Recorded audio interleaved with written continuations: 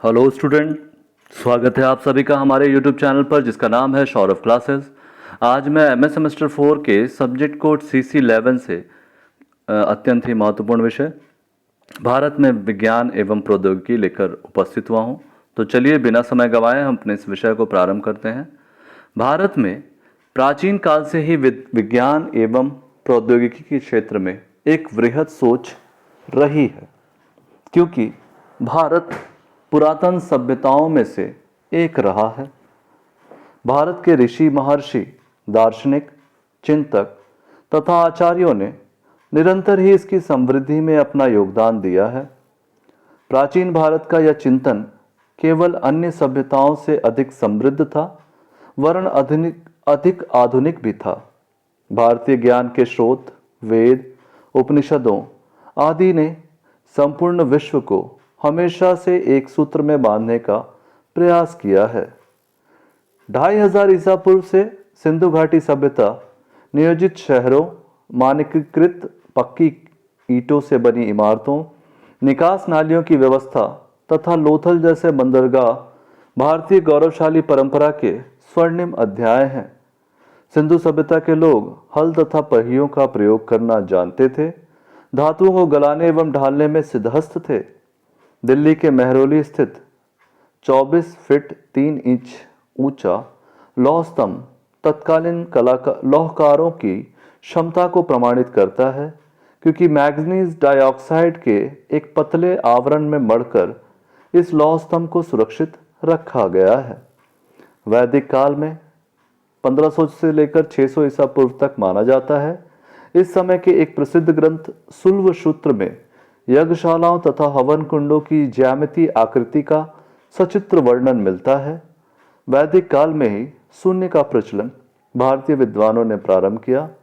आधुनिक मानक अंक 1 2 3 4 5 6 7 8 9 भी भारतीय विद्वानों द्वारा विकसित किए गए।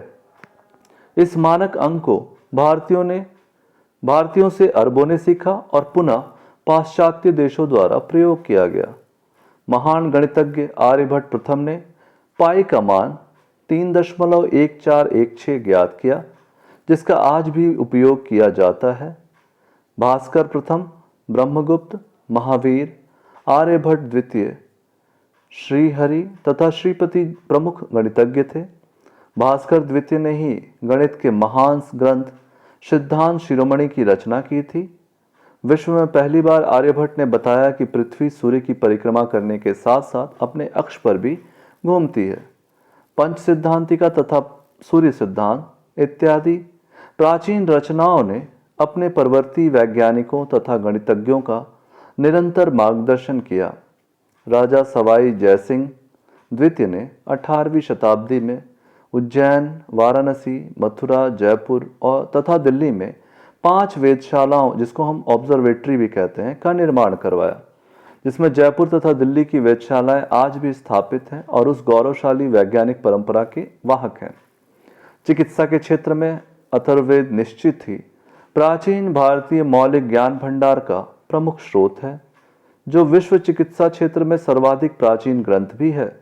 इसी कारण भारत को चिकित्सा क्षेत्र में सर्वप्रथम अन्वेषणकर्ता होने का श्रेय प्राप्त है। औषधि चिकित्सा तथा शल्य चिकित्सा दोनों ही पद्धतियों का जन्मदाता भारत ही है। लगभग 2500 वर्ष पूर्व सुश्रुत ने सुश्रुत संहिता तथा चरक ने चरक संहिता जैसे महान ग्रंथों की रचना की। सुश्रुत संहिता में पथरी, मोतियाबिंद जैसे कई रोगों के उपचार के विषय में बताया गया तथा 150 से भी अधिक शल्य क्रियाओं से संबंधित उपकरणों का वर्णन भी किया गया है।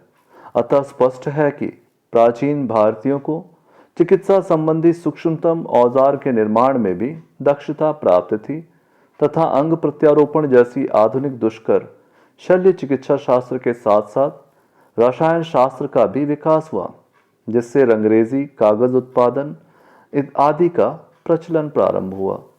स्थापत्य कला एवं पाषाण शिल्प में भी प्राचीन काल से ही भारतीय उपलब्धि सर्वोत्कृष्ट रही है। मौर्य काल में जिस प्रकार पाषाणों को काटकर विशाल स्तंभ बनाकर उस पर पॉलिशिंग की गई, वह आश्चर्यचकित करने वाला है।